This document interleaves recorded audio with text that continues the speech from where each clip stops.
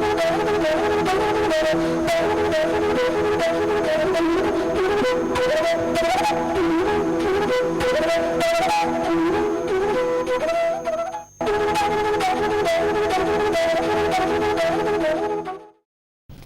दोस्तों, सीसी के इस लाइव डिजिट लेक्चर में आप सभी का एक बार फिर से स्वागत है। मित्रों, हमारी विशेष श्रृंखला के तहत आज हम एक बार फिर से कालिदास के रघुवंशम पर कुमार संभवम पर चर्चा करेंगे और बताना चाहेंगे कि पिछले सेशन में भी हमने कुमार संभवम पर चर्चा की थी और श्लोक नंबर 6 तक हमने विशेष रूप से यहाँ पर व्याख्यान दिया था और आपको समझाया था कि किस प्रकार कुमार संभवम में इन श्लोकों का वर्णन किया गया है। बताना चाहेंगे आज हम श्लोक 7 से आगे बढ़ेंगे और फिर से एक बार फिर कुमार संभवम पर चर्चा करेंगे। बताना चाहेंगे इस सेशन के लिए एक बार फिर से हमारे साथ हमारे स्टूडियो में मौजूद हैं doctor Kanta Bhatia. Doctor Kanta Bhatia Bharati college के संस्कृत विभाग में एसोसिएट प्रोफेसर हैं। तो आइए इनका स्वागत करते हैं और कुमार संभवम पर ज़्यादा से ज़्यादा जानकारी इनके माध्यम से प्राप्त करते हैं। तो डॉक्टर कांता भाटिया, आपका बहुत बहुत स्वागत है। धन्यवाद गीतिका जी। आप सबको नमस्कार। और जैसा कि आप जानते हैं कि हमने बीए प्रथम वर्ष के पाठ्यक्रम की श्रृंखला आरंभ की हुई है जो कि सीबीसीएस में निर्धारित है। उसमें जो पहला प्रश्न पत्र है उसके ऊपर हम चर्चा करते हैं और उसमें हम रघुवंश पर चर्चा कर चुके हैं और कुमार संभवम पर हम चर्चा कर रहे हैं। कुमार संभवम के पहले 6 श्लोक इनका मैंने आपको विश्लेषण किया, आपको बताया कि किस प्रकार से हम इसका अनुवाद करते हैं और किस प्रकार से इसके अंदर जो व्याख्येय कथा वस्तु है वो किस तरह से निकालते हैं और व्याकरण संबंधी टिप्पणियाँ भी बताई। उसी कड़ी में मैं आगे आपके सामने प्रस्तुत करती हूँ पद्य, या जिसको हम श्लोक भी कहते हैं, श्लोक संख्या 7। श्लोक पढ़ेंगे, इस प्रकार है। अथानुरूपाभिनिवेश निवेश तोषिण कृताभिनुज्ञा गुरुणा गरीयसा प्रजासु पश्चात प्रथितम तदाख्यया जगाम गौरी शिखरम शिखंडिमत। तो यहाँ पे इससे पहले मैं बताना चाहूँगी कि पार्वती ने अपने रूप की निंदा करने के बाद ये निश्चय किया कि वो अब तपस्या करेंगी, क्योंकि तपस्या के अतिरिक्त शिव को प्रसन्न करने का कोई और साधन नहीं है। इसलिए उसने अपने माता और पिता से इसके लिए आज्ञा मांगी। तो उसके पिता जो है वो कुछ, आप जानते हैं कि पिता का दिल थोड़ा सा बड़ा होता है और उन्हें लगा कि मेरी पुत्री का जो निर्णय है ये सही है, तो उन्होंने उसको आज्ञा दे दी। इसी के विषय में अब हम इसका अर्थ करेंगे। और यहाँ पे कहा कि अथ का मतलब इसके पश्चात, अनुरूप अभिनिवेश तोषिण। अनुरूप का अर्थ होता है योग्य, अभिनिवेश होता है आग्रह। आग्रह मतलब रिक्वेस्ट या प्रार्थना। तो अनुरूप आग्रह के कारण तोषिणा, तोषिणा मीन्स प्रसन्न, संतुष्ट। कौन, किसके लिए आया ये शब्द, ये जानना बहुत आवश्यक है। जब तक हम अर्थ करते हैं तो जब तक हमें ये नहीं पता चलता कि ये शब्द किसके लिए प्रयुक्त हुआ है, हम उचित रूप से अर्थ नहीं कर सकते। तो यहाँ पर तृतीया विभक्ति एक वचन में ये प्रयुक्त हुआ है और ये आया है गुरुणा के लिए। गुरुणा अर्थात पिता। गुरु शब्द के अनेक अर्थ होते हैं और गुरु पिता के लिए भी प्रयुक्त होता है। तो इसलिए कहा कि उसके पश्चात योग्य आग्रह से संतुष्ट गरीयसा गुरुणा, महान पिता। देखिए कोई सामान्य पिता नहीं है, पर्वतराज हिमालय हैं, इसलिए कहा कि महान पिता के द्वारा कृत अभ्यनुज्ञा। अभ्यनुज्ञा मीन्स आज्ञा, कृत मीन्स प्राप्त करके। तो महान पिता के द्वारा आज्ञा प्राप्त करके प्रजासु पश्चात प्रथितम तदाख्यया। पश्चात, पश्चात मीन्स बाद में, प्रजासु प्रजाओं में, तद आख्यया प्रथितम।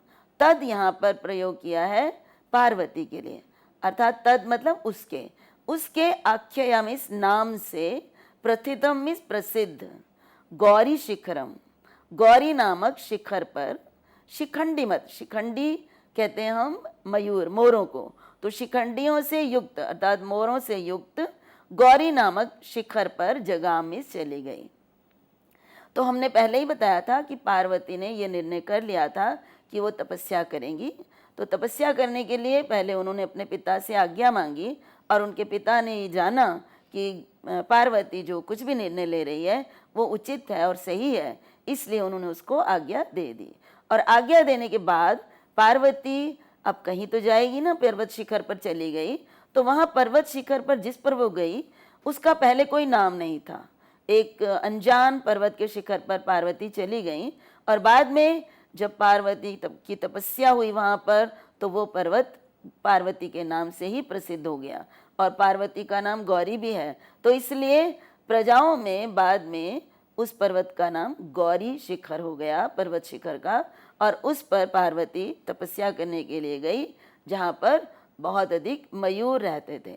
यहाँ पे भी देखिए मयूर का जो कहना कि मयूर रहते थे, तो यहाँ ये भी बताया जा सकता है कि वो कितना शांत तपोवन था, जहाँ पे उस पर्वत शिखर पर तपस्या करना जो है वो बहुत ही आसान कह लीजिए कि वहाँ पर किसी प्रकार का भी वहाँ पर कोई रोक टोक या कोई इस प्रकार का कष्ट या रोकने वाला नहीं होगा।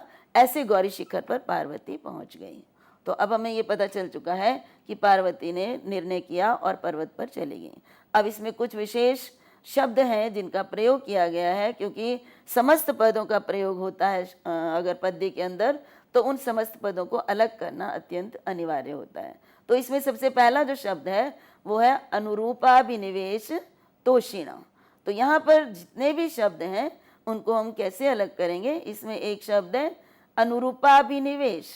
तो अनुरूपाभिनिवेश सबसे पहले तो संधि विच्छेद होगा, अनुरूपा अभिनिवेश।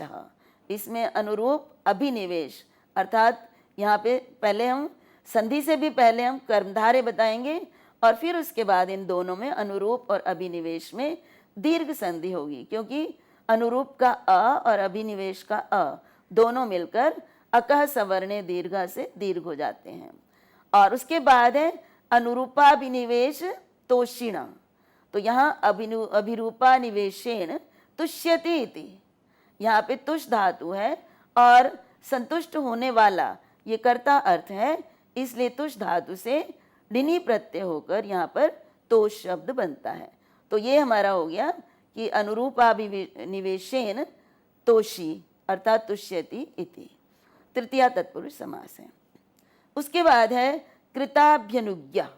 तो है कृत और अभ्यनुज्ञा ये दो शब्द मिलकर बनते हैं, और अगर हम इसका समास करें, समस्त पद अलग करें, तो कृता अभ्यनुज्ञा यस्यै। ये जो पद है कृताभ्यनुज्ञा ये पार्वती के लिए आया है। तो पार्वती के लिए प्रथमा विभक्ति एक वचन में प्रयुक्त है, इसलिए यहाँ पर बहुव्रीहि समास है कि जिसको अभ्यनुज्ञा यस्यै मीन्स जिसको प्राप्त हो चुकी है, ऐसी कौन? पार्वती। तो स्त्रीलिंग है, इसलिए कृताभ्यनुज्ञा शब्द का प्रयोग हुआ है। अब अगला एक वर्ड है गरीयसा। तो गरीयसा मतलब गुरु से यसुन प्रत्यय लगकर गरीयस शब्द बनता है, जिसका अर्थ होता है महान। और जगाम गम धातु से लिट लकार का ये रूप है। दोस्तों मैं ये बताना चाहूँगी कि लकार जो भूतकाल के हैं वो तीन प्रकार के प्रयुक्त होते हैं। एक होता है लंग लकार, एक होता है लुंग लकार और तीसरा होता है लिट लकार।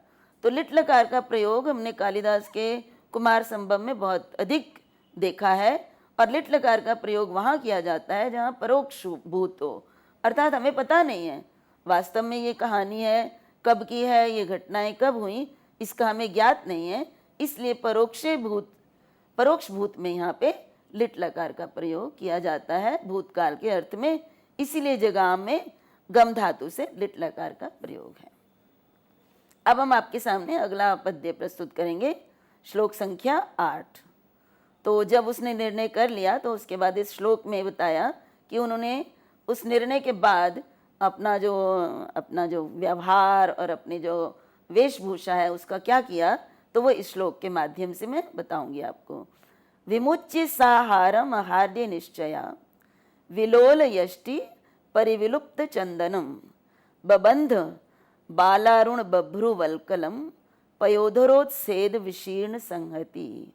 अब देखिए पार्वती राजसी वेशभूषा में रहती थी, बड़े ठाट बाट से, बड़े लाड प्यार से वो पली थी। तो उस वेशभूषा से यदि हम चाहें कि वो तपस्या करें तो वो सबसे पहले तो उनको वो उस वेशभूषा को त्यागना पड़ता है। यही इस श्लोक के माध्यम से बताया गया कि आहार्य निश्चया सा, आहार्य निश्चया जिसके निश्चय को कभी रोका नहीं जा सकता, अर्थात जिसको निश्चय से विचलित नहीं किया जा सकता, ऐसी सा मीन्स पार्वती ने हारम विमुच्य, हार का परित्याग करके, बहुत बड़े बड़े हार स्वर्ण जटित और इस प्रकार के उन्होंने गहने पहने हुए थे, तो यहाँ पे उपलक्षण के लिए उन्होंने एक ही शब्द दे दिया, हार को छोड़कर। मतलब कहने का तात्पर्य है कि हार और जितने भी और आभूषण थे उनको सबसे पहले पार्वती ने त्याग दिया। तो सा में आहार्य निश्चय सा, जिसको निश्चय से विचलित नहीं किया जा सकता, ऐसी सा, ऐसी उसने, और उसने ब्रैकेट में हम दे सकते हैं पार्वती ने, हारम विमुच्य, हार को छोड़कर अर्थात आभूषणों को त्याग करके, और विलोल यष्टि परिविलुप्त चंदनम। विलोल, विलोल का अर्थ होता है जो हिलती हैं, लटकती हुई कह सकते हैं, क्योंकि जो चीज़ लटकती रहती है वो हिलती है। तो विलोल यष्टि, लटकती हुई, यष्टि मीन्स उसमें लड़ियाँ, तो लटकती हुई लड़ियों के द्वारा परिविलुप्त चंदनम, चंदन को पहुँचने वाले। अब देखिए बहुत सुंदर कल्पना है यहाँ कालिदास की, कि जो पार्वती है उसने जो पहना हुआ था वो उनका जो गले का हार था, उस गले के हार को उन्होंने उतार दिया और क्या बांध लिया उन्होंने, क्या पहन लिया, वल्कल वस्त्र को धारण कर लिया। तो यहाँ पे हम इसको जो इस शब्द है विलोल यष्टि परिविलुप्त चंदनम, इसको हम हार के अर्थ में प्रयुक्त करेंगे। और अगर इन दो पंक्तियों का अगर मैं पुनः अर्थ आपको बताऊं तो ये कहा कि लटकती हुई लड़ियों के कारण चंदन को पहुँचने वाले हारम, हार को विमुच्य, छोड़कर आहार्य निश्चया, निश्चय से जिसे हटाया नहीं जा सकता, ऐसी पार्वती ने क्या किया। फिर पार्वती ने वो अगली दो पंक्तियों में बताया कि बाल अरुण बभ्रू। अब बाल अरुण, अरुण शब्द का अर्थ होता है सूर्य, और बाल अरुण होता है, अब बच्चा सूर्य क्या होता है, जो नया उदित होता हुआ, नवोदित जो प्रातः काल का सूर्य होता है उसे बालारुण कहते हैं। तो हम बालारुण का मतलब नवोदित सूर्य या प्रातःकालीन सूर्य ये अर्थ ले सकते हैं। तो प्रातःकालीन सूर्य के समान बभ्रू, बभ्रू यहाँ पे एक वर्ण या रंग का नाम है, कई रंग होते हैं, लाल पीला नीला, बभ्रू जो है ये भूरे रंग को कहते हैं। तो यहाँ पे भूरे रंग के लिए बभ्रू शब्द का प्रयोग किया गया है। तो नवोदित सूर्य के समान भूरे रंग वाले, और एक और विशेषण, ये एक बात आई है वल्कल वस्त्र के लिए।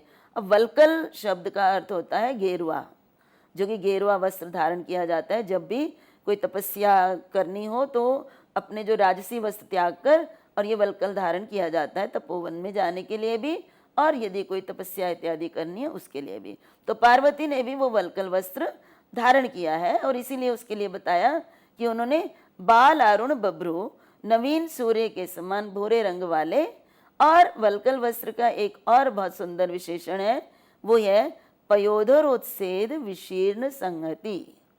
ये एक कल्पना है, और इसको कल्पना को हम जब तक महसूस नहीं करेंगे तब तक हमें ये समझ आना कठिन हो जाएगा कि एक स्त्री के जो शरीर की संरचना होती है वो किस प्रकार से होती है। अगर उसके ऊपर गेरुआ वस्त्र जो पार्वती ने धारण किया है, अगर आपने चित्रों में भी देखा होगा तो वो वस्त्र जो है वो इस तरह से बना होता है कि उसको केवल पीछे से हम बांध देते हैं और वो हमारे शरीर का रूप धारण उसी शेप में आ जाता है।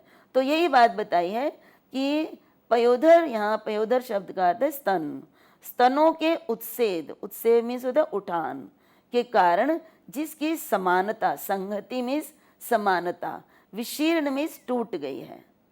देखिए मैं कोशिश करूँगी आपको इसको कि आपको अच्छे से इस बात का मतलब समझ में आ जाए, क्योंकि जब कोई स्त्री किसी भी वस्त्र को धारण करती है तो अगर उसको सीधा वस्त्र ले लें तो उसके शरीर के जो भाग हैं वो पूरी तरह से अच्छे से वो ढके नहीं जा सकते हैं। लेकिन बीच में से जब बांधना है उसको वल्कल वस्त्र को, तो वो उसके जो शरीर के जो अवयव हैं उनका संश्लेष जो है वो बीच में से टूट जाता है, क्योंकि स्तनों का जो भाग है वो ऊपर और उसके बाद जो कमर का भाग होता है वो नीचे की तरफ होता है, अंदर की तरफ होता है। तो उसी को दिखाना चाहते हैं कि उसने जिस तरह से वल्कल वस्त्र धारण किया उससे उसके जो स्तनों के उठान है, उससे जो उसके अवयवों का जो संश्लेष है वो टूट गया था। ऐसे वल्कल वस्त्र को उसने बबंध में धारण कर लिया। ये बहुत ही सुंदर कल्पना है कालिदास की। अगर हम इसको चित्र में अंकित करें तो हम जो देखते हैं, जो है नाटकों में देखते हैं कि किस तरह से वस्त्र धारण किए जाने चाहिए पुराने नाटकों में, तो उसकी बहुत सुंदर हमारे सामने एक दृष्टि हमें मिल जाएगी कि इस तरह से जो है स्त्रियां गेरुए वस्त्र को किस तरह से अपने शरीर पर बांध सकती हैं। तो ये बताया कि वास्तव में ये बताना चाहते हैं कि पार्वती ने सब राजसी ठाट बाट छोड़ दिए और भगवे वस्त्र धारण करके वो तपस्या के लिए तैयार हो गई। अब इसमें कुछ विशेष शब्द हैं जिनके विषय में जानकारी होना अनिवार्य है। उसमें पहला है विमुच्य, जिसको बनाने के लिए दिखाया वि उपसर्ग है इसमें, और मुंच धातु है। मुंच धातु का अर्थ होता है छोड़ना, त्यागना, और उससे ल्यप प्रत्यय है। ल्यप प्रत्यय के विषय में मैं पहले भी बता चुकी हूँ कि त्वा प्रत्यय होता है जिसका अर्थ होता है करके। करके के अर्थ में त्वा प्रत्यय होता है, लेकिन यदि धातु से पूर्व उपसर्ग जोड़ दी जाती है तो फिर वो त्वा ल्यप बदल जाता है और फिर इस तरह से वो विमुच्य शब्द बनता है। उसी नेक्स्ट जो है शब्द है वो है आहार्य निश्चया। अब मैंने बताया था आपको आहार्य निश्चया शब्द किसके लिए प्रयुक्त हुआ है? पार्वती के लिए।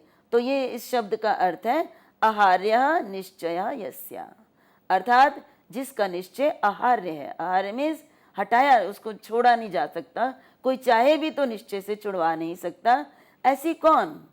पार्वती। तो यहाँ पे ये शब्द पार्वती के लिए प्रयुक्त हुआ है, इसलिए ये बहुव्रीहि समास है। अब आहार्य जो है ये शब्द कैसे बना, क्योंकि यहाँ पर भी समास हुआ है कि न हार्य इति अहार्य, तो ये नए तत्पुरुष समास है। न का यदि समास होता है सुबंध के साथ तो वो हो जाता है अहार्य, न अ में बदल जाता है, तो ये नए तत्पुरुष समास है। एक पद है यहाँ पे विलोल यष्टि परिविलुप्त चंदनम। तो यहाँ पे ये बहुत ही लंबा शब्द है। जब तक हम इसके जो व्याकरणात्मक टिप्पणी नहीं हमें पता होगी, इसके कौन कौन से शब्द हैं और कैसे जुड़कर बने हैं, तो अनुवाद या व्याख्या जो है वो हमारे लिए संभव नहीं हो पाएगी। इसीलिए मैंने प्रयास यही किया है कि अगर आपको शब्दों की संरचना आ जाती है तो आप किसी भी पद्य को किसी भी समय अपने आप भी समझकर अनुवाद और व्याख्या कर सकते हैं। तो यहाँ पे है विलोल यष्टि, तो विलोला यष्टयः। विलोल मैंने आपको बताया कि हिलती हुई, और यष्टया मीन्स लड़ियाँ। हार पहना हो तो उसमें 2 4 5 लड़ियाँ होती हैं लटकती हुई, तो यहाँ पे है विलोल यष्टया, विलोला यष्टया ताभी। विलोल यष्टि भी है वर्ड, और उनसे परिविलुप्तम चंदनम येन तम, उन लड़ियों के द्वारा जिसने चंदन को पहुँच दिया है।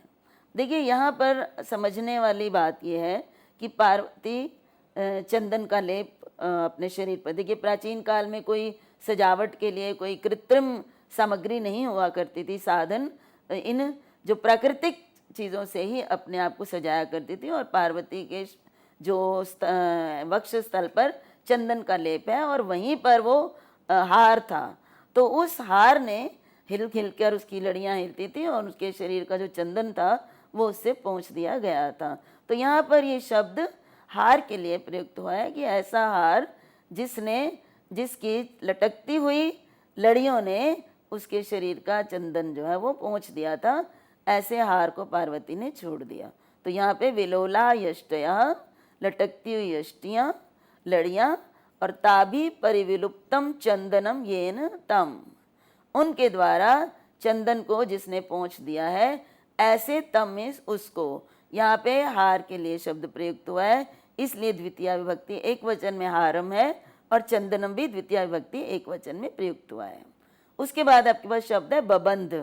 बबंध, जैसा कि मैंने बताया, ये भी लिट लकार का प्रयोग है। कालिदास ने लिट लकार का बहुशः प्रयोग किया है।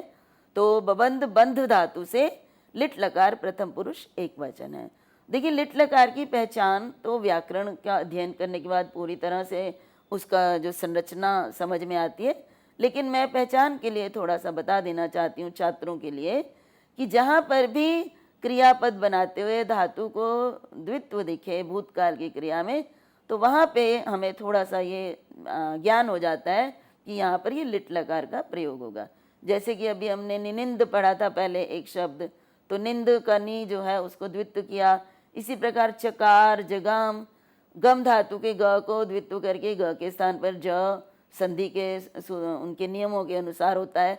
तो इस तरह से हम थोड़ा पहचान के लिए देख सकते हैं कि धातु का जो पहला जो वर्ण है उसको द्वित्व होता है। यहाँ भी ब बंध में भी बंध धातु के ब का द्वित्व किया है और लिट लकार प्रथम पुरुष एक वचन का रूप है। उसके बाद एक शब्द आता है बाल अरुण बभ्रू।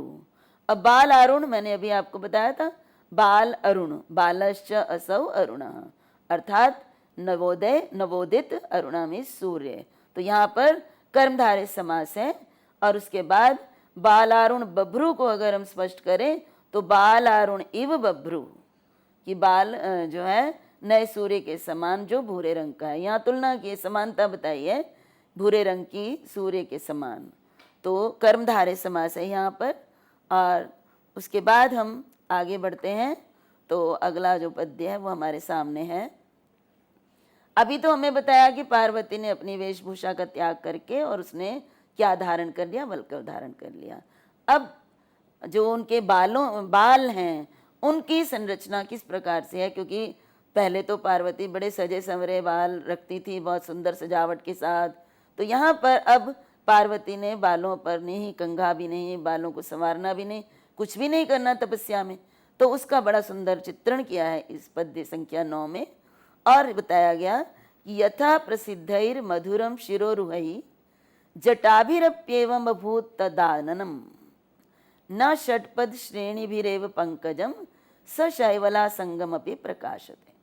बहुत सुंदर तुलना करते हुए बहुत सुंदर कल्पना है कालिदास की। और उन्होंने बताया है कि यथा, यथा अर्थात जिस प्रकार, प्रसिद्धई, प्रसिद्धई का मतलब होता है अच्छी प्रकार से सिद्ध। यहाँ प्रसिद्ध एक तो मशहूर के लिए होता है, यहाँ प्रकर्षेण सिद्ध, असिद्ध में सजे हुए, तो प्रकर्षण बहुत अधिक, तो बहुत अधिक सजे हुए। शिरोरुहई, शिरोरुह कहते हैं जो सिर पर उगते हैं, तो क्या हो गया बाल। तो यथा प्रसिद्धई शिरोरुहई, जिस प्रकार से अच्छे संवरे हुए बालों से, तद आननम, तद यहाँ पे आया है पार्वती के लिए, तस्या आननम तद आननम, तो उसका आननम इस मुख, मधुरम, मधुरम में सुंदर लगता था, सुंदर प्रतीत होता था। उसी प्रकार से यहाँ एवं शब्द का प्रयोग है द्वितीय पंक्ति में, और एवं का अर्थ है उसी प्रकार से। जटाभि अपि, जटाओं से भी मधुरम सुंदर बभूमिस बन गया। अब देखिए पार्वती ने बाल बहाना बंद कर दिया और जटाएं धारण कर ली। जटा का मतलब होता है जब बाल अटकते हैं उन पर कंघी नहीं की जाती और लंबे बाल जो है उनको हम जटाएं कहते हैं। तो पार्वती ने जब जटाओं को धारण कर लिया तो यहाँ ये बताया गया कि जिस तरह से बाल सुंदर बनाने पर पार्वती की सुंदर लगती थी, बहुत सुंदर प्रतीत होती थी, इसी प्रकार से उनका मुख जटाओं से भी वैसा ही मधुर लग रहा था, क्योंकि सौंदर्य जो है वो किसी भी रूप में हो वो सुंदर ही लगता है। तो इसमें पार्वती का अत्यंत सौंदर्य वर्णन किया गया है कि वो इतनी सुंदर थी कि उन्हें किसी प्रकार की साज सज्जा की आवश्यकता नहीं थी, उसके बिना भी वो बहुत ही सुंदर लग रही थी। तो यहाँ पे जो अगली 2 पंक्तियाँ हैं उसमें बड़ी सुंदर उदाहरण देकर बताया गया है कि किस तरह पार्वती का सौंदर्य कम नहीं हुआ। तो कहा न षटपद श्रेणी भी रेव पंकजम, पंकज शब्द का अर्थ होता है कमल, तो कमल का फूल न षटपद श्रेणी भी एव, न एव मीन्स केवल, न केवल षटपद श्रेणी, षटपद कहते हैं भंवरे को, भ्रमर को, षटपद, षटपदानी यस्य, तो भंवरे को कहते हैं, और श्रेणी में समूह या पंक्ति कह सकते हैं। तो कहा कि पंकजम, कमल का फूल न केवल भ्रमरों की पंक्ति से ही, अपितु सशैवला संगम अपि, सशैवल, शैवल कहते हैं काई को, जो पानी के अंदर हरे रंग की काई उगती है उसको हम काई कहते हैं, और काई को कोई बहुत अधिक पसंद नहीं किया जा सकता, तो इसलिए यहाँ कहा कि काई के आसंग, आसंग में संबंध के कारण भी प्रकाशते, सुशोभित होता है, सुंदर लगता है। देखिए यहाँ पर बहुत सुंदर दोनों में तुलना अगर पार्वती और कमल के फूल को देखा जाए तो इस उदाहरण से हम पार्वती के सौंदर्य की समीक्षा कर सकते हैं।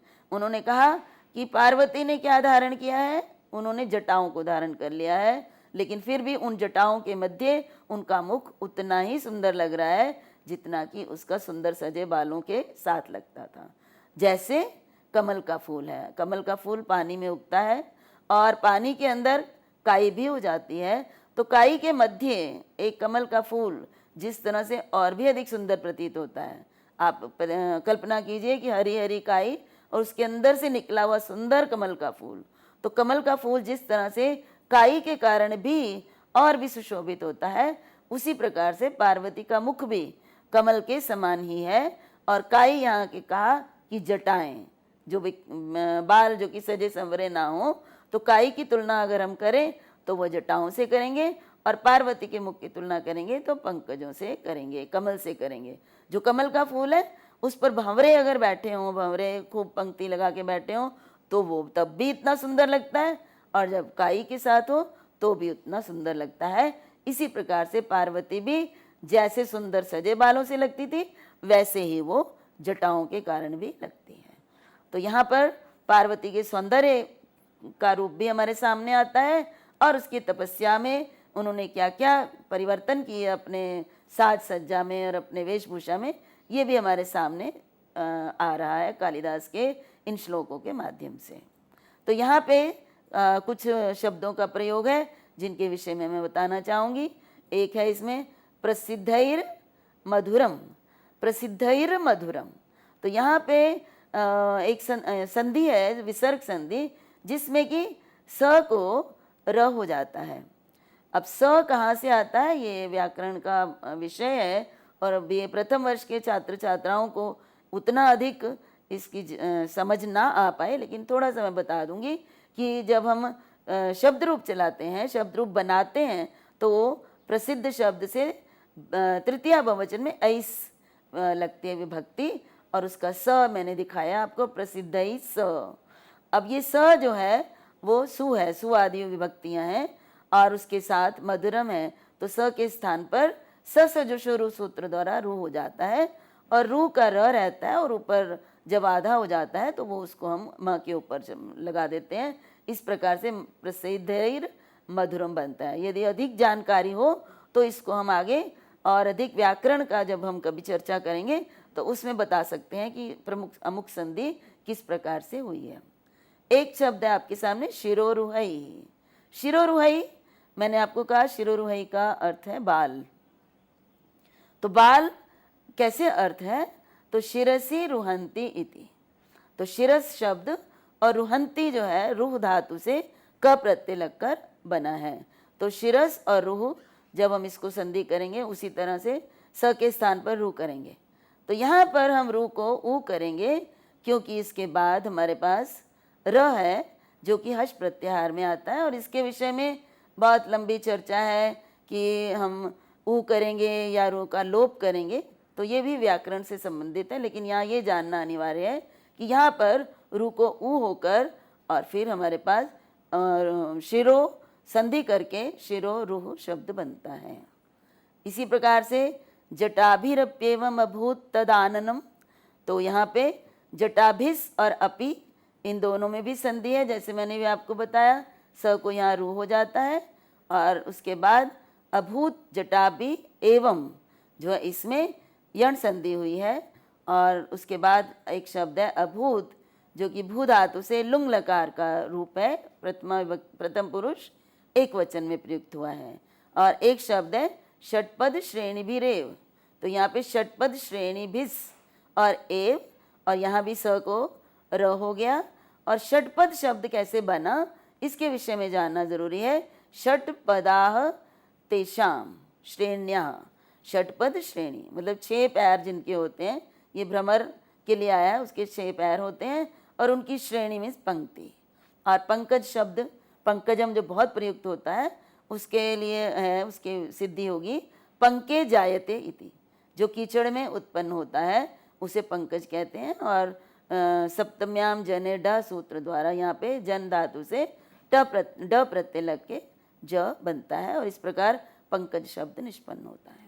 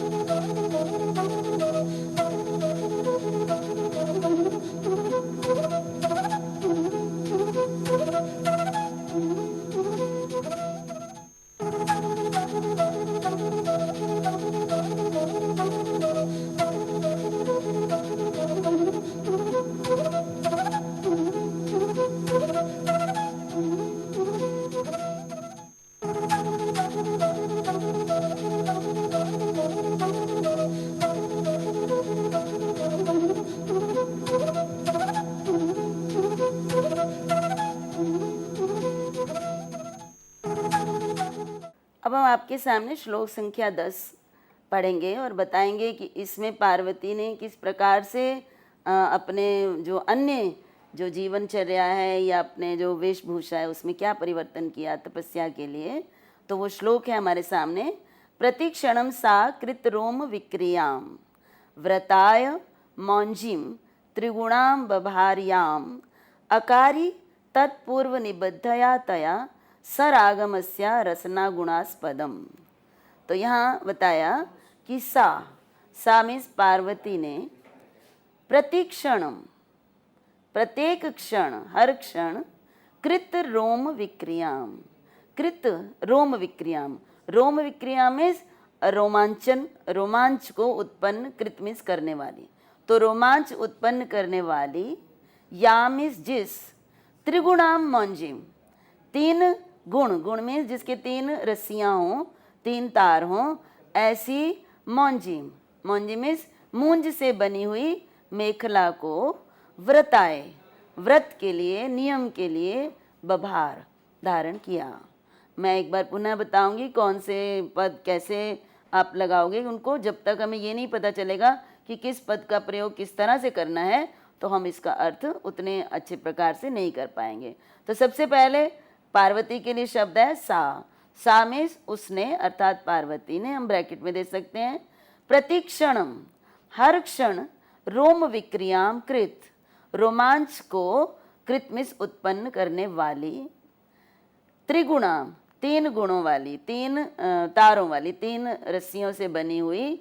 या मीन्स जिस मौंजिम मूंज की बनी हुई मेखला मौंजी मीन्स मेखला को कहते हैं जो मूंज से बनी हुई है।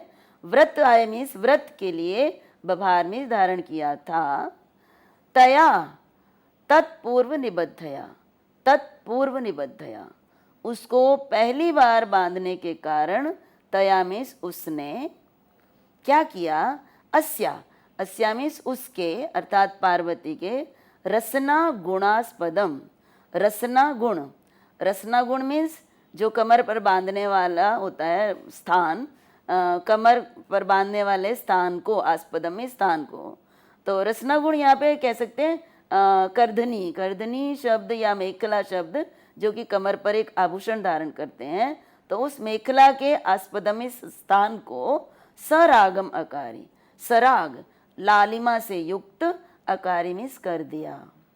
तो देखिए कि पार्वती जो है अपने कमर पर कमरबंद धारण करती थी और उसको उतार के अब पार्वती ने क्या धारण किया है कि नियम के लिए, तपस्या के लिए उन्होंने मूंज से बनी हुई माला, मूंज से बनी हुई करदनी बोलते हैं हम, या मेखला बोलते हैं। अब मूंज जो घास है वो बड़ी कटीली होती है, जिसको 3 तारों को जोड़कर और एक मेखला बने जाती है, जिसको धारण किया जाता है। और वो जब भी शरीर पर धारण की जाती है तो उससे रोम जो है वो एकदम से उनमें विक्रिया उत्पन्न हो जाती है, रोमांच उत्पन्न हो जाता है, क्योंकि वो चुभती है बहुत अधिक। तो व्रत के कारण पार्वती ने उस मूंज माला को जैसे ही धारण किया, तो क्योंकि हमने पहले ही बताया कि पार्वती का सौंदर्य, पार्वती की कोमलता एक राजसी रूप में वो पली थी, तो जैसे ही उस मूंज की माला को उन्होंने कमर में धारण किया, तो क्योंकि वो पहली बार बांधी थी और पहली बार बांधी जाने के कारण उससे पार्वती का जो मेखला बांधने का स्थान था, कमर बंद का स्थान, वो जो है एकदम से लाल हो गया। तो आप समझ सकते हैं कि पार्वती कितनी कठोर, कितनी भयंकर तपस्या करने के लिए तैयार है शिव को पाने के लिए। तो यहाँ पे मैं आपके सामने थोड़ा ये बताना चाहूँगी कि यहाँ जो इस वाक्य रचना है जो दूसरी 2 पंक्तियों में है, इसको अगर हम देखें तो ये कर्मवाच्य का वाक्य है। वाच्य के विषय में आपको जानकारी कुछ व्याकरण संबंधी उनमें मैंने दी भी है, लेकिन मैं अब यहाँ पे थोड़ा सा बताना चाहूँगी कि जब हम ये प्रयोग करते हैं कर्मवाच्य में, तो जो कर्ता है उसमें तृतीया विभक्ति का प्रयोग हो जाता है। तो यहाँ पर भी ये जो हमने कहा कि तत्पूर्व निबद्धया तया, तो ये तया शब्द जो है ये वास्तव में कर्ता है। किसने तया यहाँ पे आया? मौंजी जो है, मूंज की माला। तो मूंज की जो मेखला है उसने पहली बार बांधी जाने के कारण उसके जो स्थान है रसना गुण, उसको सरागम लाल कर दिया। तो यहाँ पे जो प्रथमा विभक्ति, क्योंकि ये कर्मवाच्य का है, यहाँ अर्थ होता है उसके द्वारा लाल हो गया, तो यहाँ पे तृतीया विभक्ति का प्रयोग किया और अकारी जो है ये कर्मवाच्य का आत्मनेपद का रूप है। अन्यथा क्या होता? अकरोत हो जाता, तो या जो है चकार हो जाता, लेकिन यहाँ पे कर्मवाच्य का प्रयोग है भूतकाल में, इसलिए अकारी का प्रयोग किया है। तो व्याकरण के संबंध में कुछ ऐसे विशेष शब्द हैं जिनका जानना आवश्यक है। एक बहुत बड़ा यहाँ पे शब्द प्रयुक्त हुआ, महार्ह शय्या परिवर्तन च्युतैः, तो इसको हम अलग करेंगे। इसमें पहला तो शब्द है महार्ह, तो महार्ह शब्द का अर्थ है महान अर्ह यस्या सा। तो महार्ह का अर्थ होता है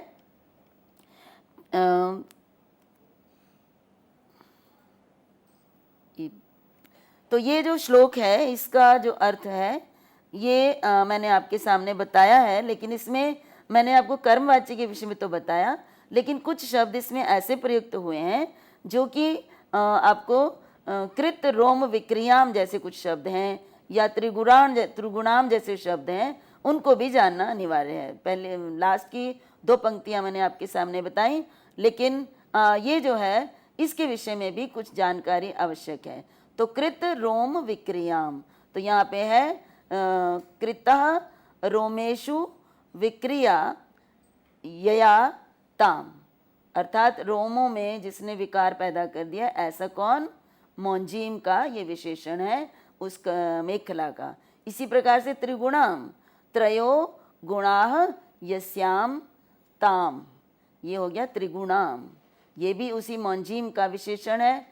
और उसके बाद है बभार, बभार शब्द भी भ्री धातु से बना है और ये लिट लकार का ही प्रथम पुरुष एक वचन का प्रयोग है। तो उसके बाद आपके सामने श्लोक संज्ञा 13 आती है, जिसमें कि पार्वती के लिए बताया कि पार्वती ने क्या किया कि पहले उसने शिवजी को प्रसन्न करने के लिए क्या किया था कि अपने हाव भाव और अपने जो जितने भी उनके विकार थे उससे, अंग विकार, अंगों का भ्रमित विलास, उससे शिवजी को प्रसन्न करने का प्रयास किया था।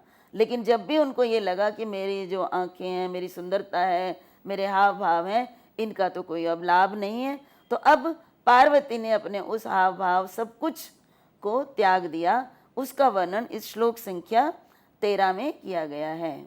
तो वो है पुनर्गृहीतुम नियमस्थया तया द्वये अपि निक्षेपि वार्पितम द्वयम लतासु तन्वीषु विलासचेष्टितानि विलोल दृष्टम हरिणांगनासु च।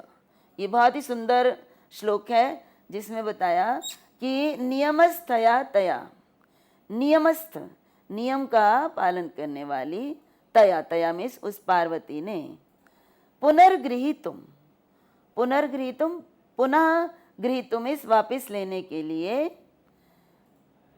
द्वये अपि द्वयम दोनों पर दोनों को, द्वये ये सप्तमी में है दोनों पर, और द्वयम इस दोनों को, निक्षेप इव, निक्षेप कहते हैं अमानत को, कि किसी के पास धरोहर को कह सकते हैं हम, तो धरोहर के इव में समान अर्पितम में सौंप दिया।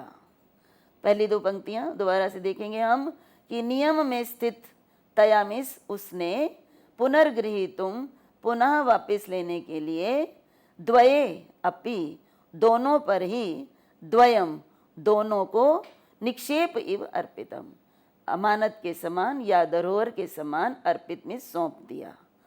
उसके बाद अगली पंक्तियों में बताया कि वो कौन कौन सी दो वस्तुएं हैं जिनको दो पर सौंप दिया। तो बताया कि लतासु तन्वीषु विलास चेष्टितानि, तन्वीषु लतासु, तन्वी पतली, लतासु मिस लताओं पर, विलास चेष्टिताएं विलास क्रीड़ाओं को, और हरिणांगनासु विलोल दृष्टम, और हरिण अंगना हिरणों की जो स्त्रियां हैं उन पर विलोल दृष्टम इस चंचल दृष्टि को।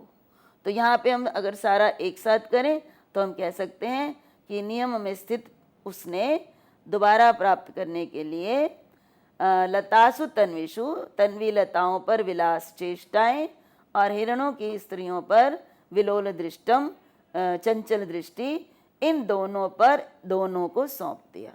तो यहाँ पे अनुवाद करने से थोड़ा सा अर्थ उतना स्पष्ट नहीं होता जितना कि हम व्याख्या से करते हैं, कि यहाँ पर कालिदास ये भी बताना चाहते हैं कि पार्वती की आँखें हिरनियों के समान सुंदर थीं और उनमें चंचल दृष्टि थी। चंचल दृष्टि हिरनियों की मानी जाती है, और जिस स्त्री की आँखें सुंदर हों और उसको भी हरिणांगना और इस तरह से तुलना की जाती है उनके साथ, मृगनयनी कहकर कहा जाता है।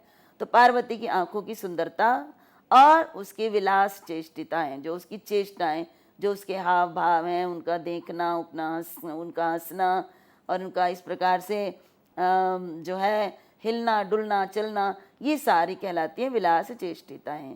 तो पार्वती क्योंकि अब तपस्या में बैठ गई हैं, तो नियम का ये प्रावधान है कि हमें बिल्कुल साधारण रूप से हमें अपना जीवन व्यतीत करना है। तो इसलिए उन्होंने अपनी आँखों को भी केवल मात्र तपस्या में लीन कर दिया। उन्होंने आँखों से सारे हाव भाव चंचल दृष्टि जो है वो उसका त्याग कर दिया, और अपनी जितनी भी शारीरिक विलास चेष्टाएं हैं उनको भी उन्होंने सबको रोक दिया।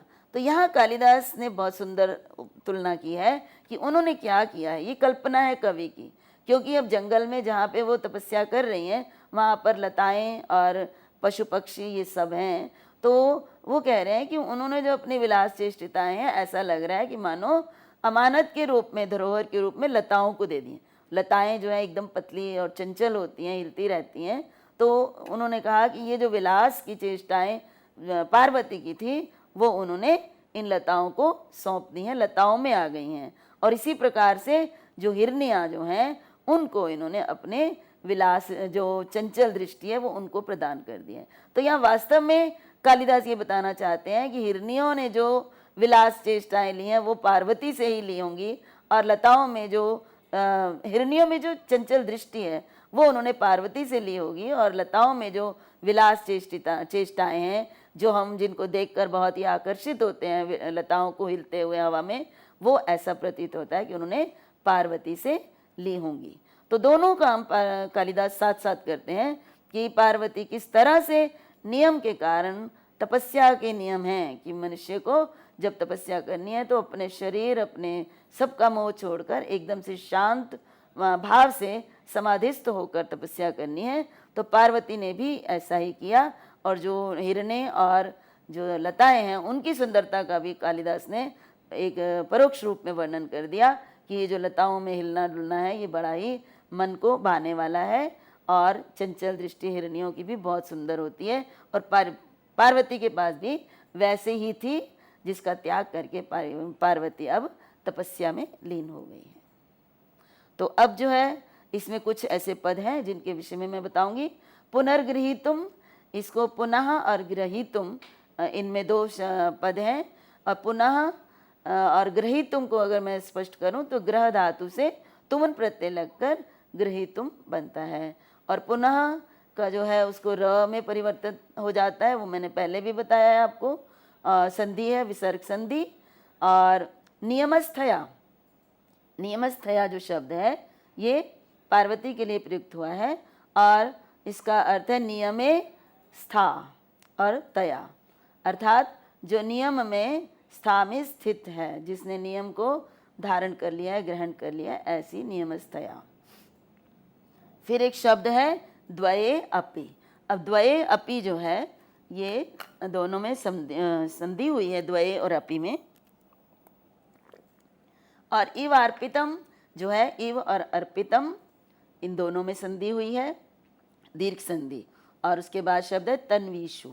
अब तन्वी शब्द तनु शब्द से बना है और स्त्रीलिंग में ईश प्रत्यय का प्रयोग किया गया है, और सप्तमी भक्ति बहुवचन में। ये किसके लिए शब्द है? ये लताओं के लिए शब्द है, उसके लिए तन्वीषु कहा है। और हरिणांगनासु, तो हरिणानाम अंगना, हरिणांगना, और तासु हरिणांगनासु शब्द बनता है।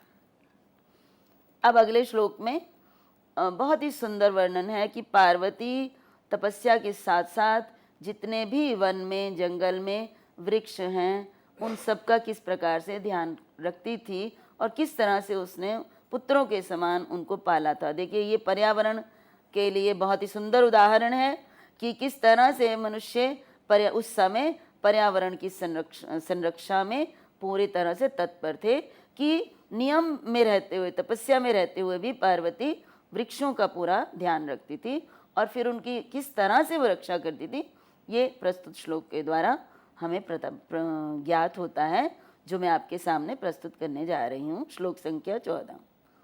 अतंद्रिता सा स्वयमेव वृक्षकान घट स्तन प्रस्रवणैर व्यवर्धयत गुहो अपि येषाम प्रथमम आप्त जन्मनाम न पुत्र वात्सल्यम अपाकरिष्यति।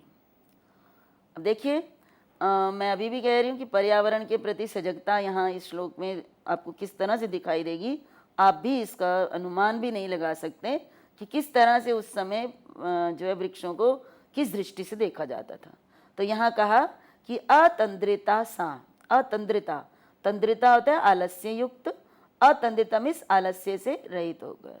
तो आलस्य रहित होकर सा मीन्स उस पार्वती ने स्वयं एव, स्वयं मीन्स अपने आप, एव मीन्स ही, घट स्तन प्रस्रवणई, घट रूपी स्तनों से बहने वाले जल से। एक्चुअली प्रस्रवण जो शब्द है ना, तो जो प्रवाहित होता है, तो अब घट रूपी स्तनों से प्रवाहित होने वाले, तो यहाँ हम दूध और जल दोनों को ही एक साथ देख सकते हैं कि जिस तरह स्तनों से दुग्ध प्रवाहित होता है माता के, उसी प्रकार से घटों से जो प्रवाहित हो रहा है वो है जल। तो यहाँ घट रूपी स्तनों से प्रवाहित होने वाले, यहाँ पे जल का प्रयोग करेंगे क्योंकि वृक्षों के लिए आया है। प्रवाहित होने वाले जल से वृक्षकान व्यवर्धयत। वृक्षकान, वृक्ष शब्द होता है वृक्ष, पेड़ जो कि बड़ा हो जाता है, पल जाता है, लेकिन जब क लगा देते हैं कन प्रत्यय तो वो छोटे के अर्थ में होता है, अर्थात छोटे छोटे वृक्ष, पौधे। तो जिन पौधों को व्यवर्धयत, व्यवर्धयत मीन्स बढ़ा दिया, बड़ा कर दिया। तो दोबारा से देखते हैं इन दोनों पंक्तियों को। अतंद्रिता, आलस्य रहित होकर, सा मीन्स उन्होंने, उसने, पार्वती ने, स्वयं एव, स्वयं ही, घट स्तन प्रस्रवणे, घट रूपी स्तनों के जल से, ब्रैकेट में आप दुग्ध लिख सकते हैं, क्या हुआ, वृक्षकान, छोटे छोटे वृक्षों को, व्यवर्धयत मीन्स बड़ा कर दिया, पाल दिया। आगे बहुत सुंदर तुलना है और बड़ा सुंदर वर्णन है कि गुहो अपि येषां प्रथमाप्त जन्मनां पुत्र वात्सल्यम न अपाकरिष्यति।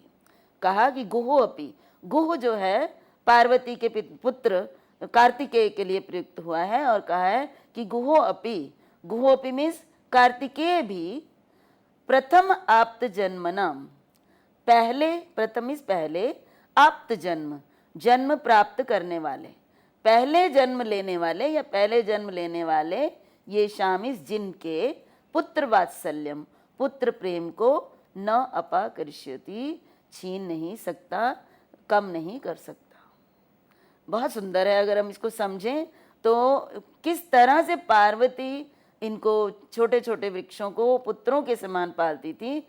तो कहा कि बाद में मैंने आपको कथा भी बताई थी कि पार्वती के से कुमार कार्तिकेय का जन्म होता है, और कुमार कार्तिकेय पार्वती का पुत्र है। लेकिन अभी पार्वती तपस्या में है, इसलिए कार्तिकेय का जन्म तो बाद में होगा।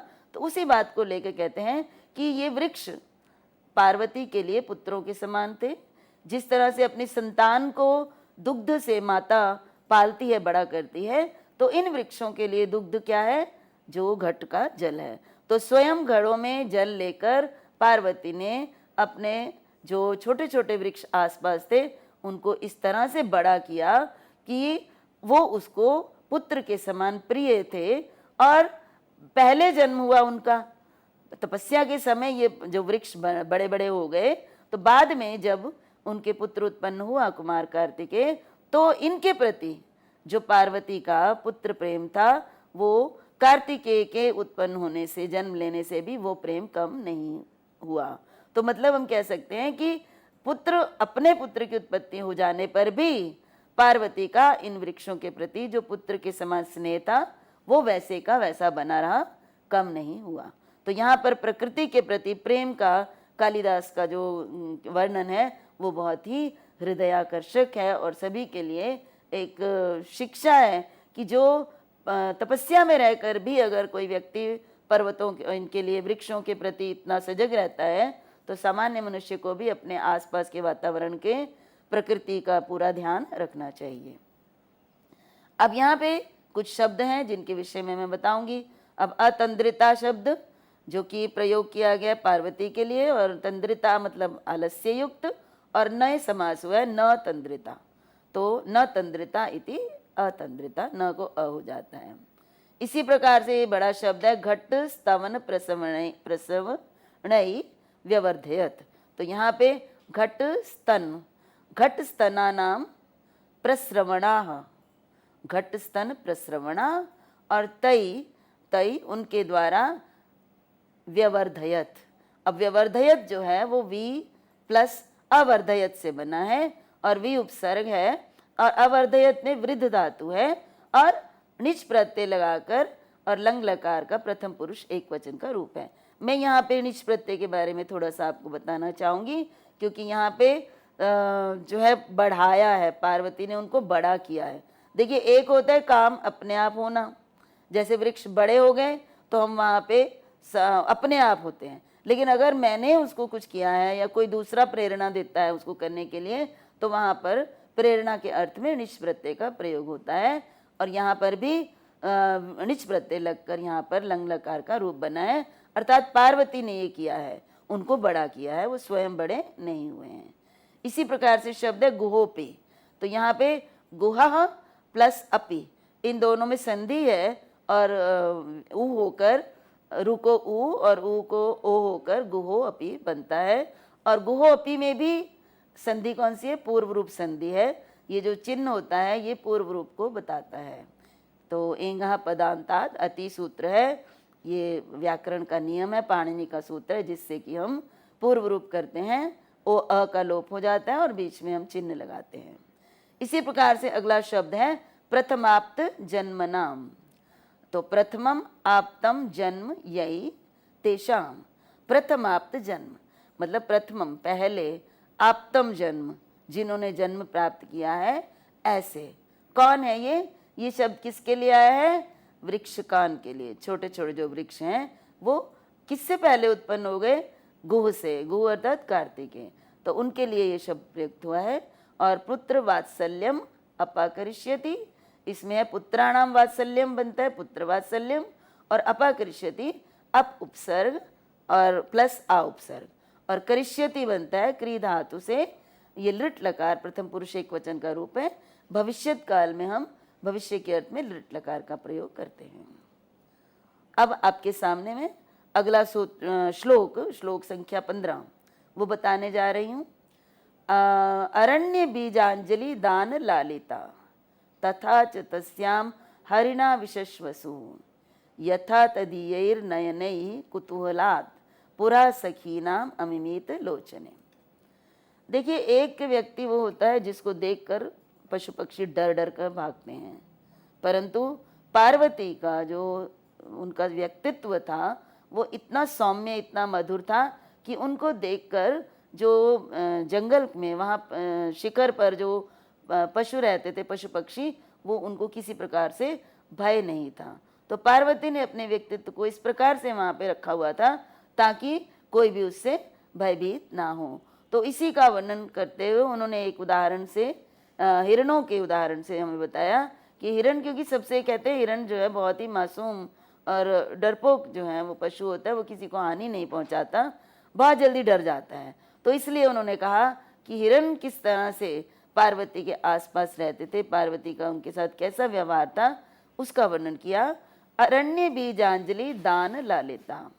अरण्य, अरण्य मीन्स जंगल, जंगल के बीजों की मुट्ठी, अंजलि मीन्स मुट्ठी को, दान मीन्स देकर, लालिता मीन्स पाले गए। ये किसके लिए? ये हरिणा, हरिणा के लिए हिरण। और तस्याम, तस्याम मीन्स उसमें, तथा विशश्वसु इस तरह से विश्वास करने लगे, यथा जैसे कि, कुतूहलात कौतूहल के कारण, जिज्ञासा के कारण, सा मतलब ब्रैकेट में हम पार्वती के लिए लिखेंगे कि पार्वती तदीय नयनई उनके नेत्रों से, सखी नाम पुरः अपनी सखियों के सामने, लोचने अमिमित अपने नेत्रों की, अमिमित में अपने नेत्रों को, अमिमित में नापने लगी। ये बहुत ही सुंदर चित्रण है, लेकिन इसको जब हम समझेंगे तो इसका जो है हमें रस और भी अधिक आएगा।